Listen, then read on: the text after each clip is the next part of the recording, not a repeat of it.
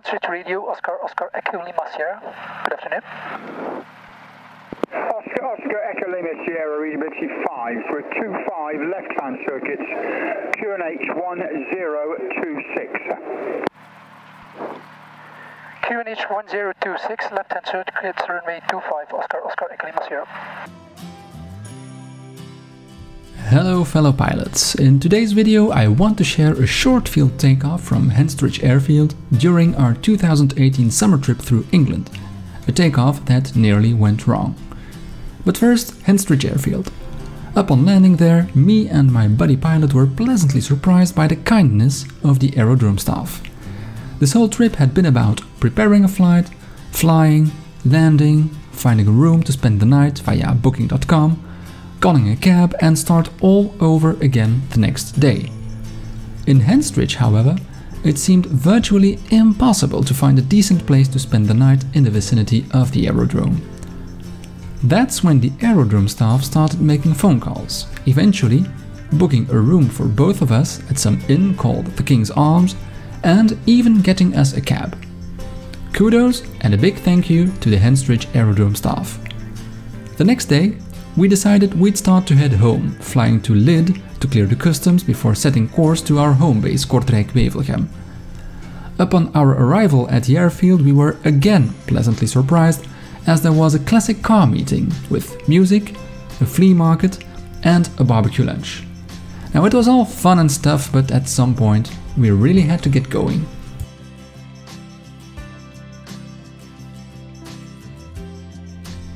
Since this would be a short field takeoff in an underpowered airplane at maximum takeoff weight, I checked the charts again in order to make sure we'd be able to take off with the current temperature of approximately 25 degrees centigrade.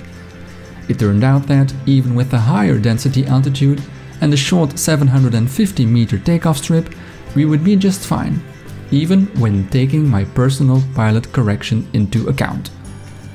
At a calculated density altitude of approximately 1000 feet, we'd need 950 feet or 290 meters of runway for the ground roll and 1900 feet or 580 meters for a 50 feet clearance. When adding my personal pilot correction, it turned out that we'd need 754 meters for a 50 feet clearance, which more or less equaled the takeoff distance available.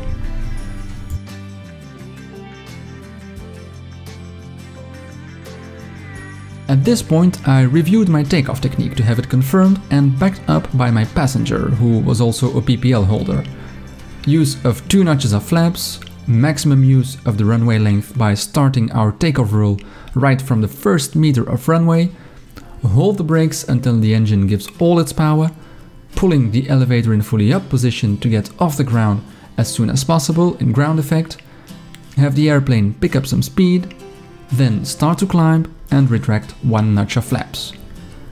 I briefly considered to lean the engine for maximum power during the engine run-up, but since our checklist states that the engine should be leaned only at high density altitude, I decided leaning wouldn't be necessary in this case. Our density altitude was about 1000 feet, which can't be considered as high, but perhaps not as low neither. Now, watch us taking off in this configuration. Make sure you keep an eye both on the airspeed indicator and on the vertical speed indicator. Hebben we niet. And every available meter. Ja, ik doe mijn best. En het is runway 25.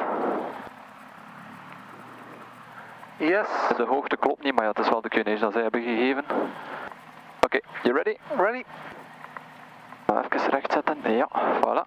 I'm holding the brakes. Roep maar af zijn, hè. Oscar Echo Lima Sierra, taking off runway 25. The service wind is west-northwest, 6 to 8 knots. Roger, Oscar Echo Lima Sierra. Power is available, engine instruments in the green.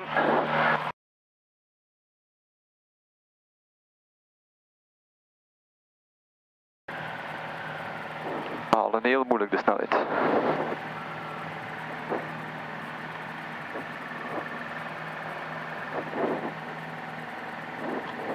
Al een heel moeilijk de snelheid.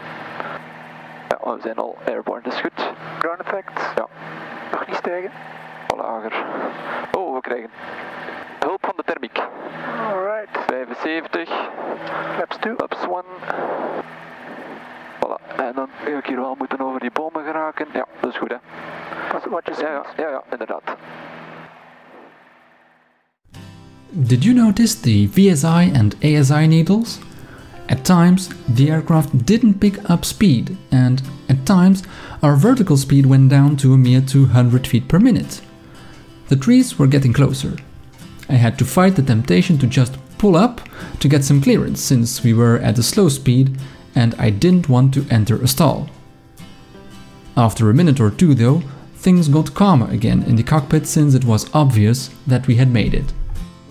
During my personal debrief, I asked myself a few questions. Should I have done anything else? Should I have leaned the engine to get maximum power for this short field takeoff?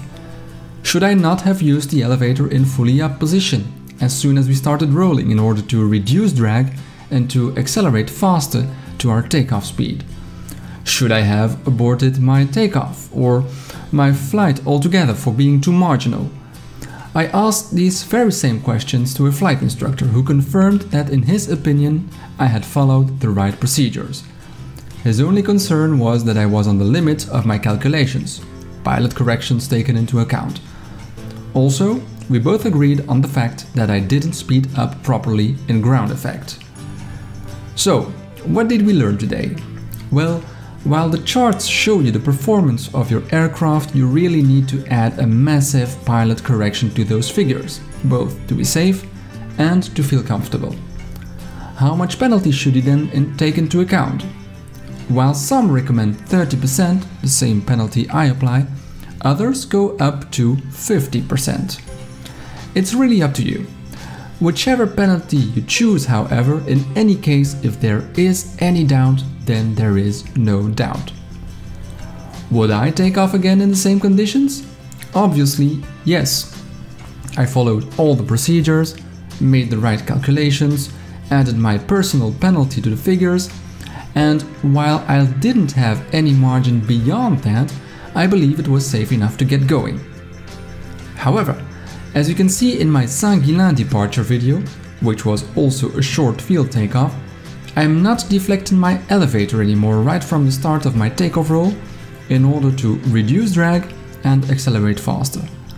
Also, I've refined my technique and I'm able to stay closer to the ground now once airborne, so as to accelerate properly in ground effect. That's it for today, fellow pilots. Thanks for watching. Don't forget to subscribe and turn on notifications for more general aviation videos and simulator action. Bye bye!